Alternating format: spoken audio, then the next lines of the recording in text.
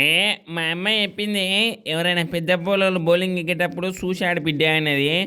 కానీ మా నాయన ఒక్కడే చెప్పిండు, ఎవడొచ్చినా సరే ఇప్పుడు బంక వగిలే అన్నాడు. ఎట్లా నేను బ్యాటింగు నేను కొట్టే సిక్స్లకి ఫోర్లకి నేను ఎవరైనా 15 పిల్లోడు అనుకుంటారా ఇట్లా. చూసిరు కదా ఎట్లా జబ్బలు గిబ్బలు. ఇక రోజు 2 లీటర్ల బర్రెపట్ట పాలు తాగుతా.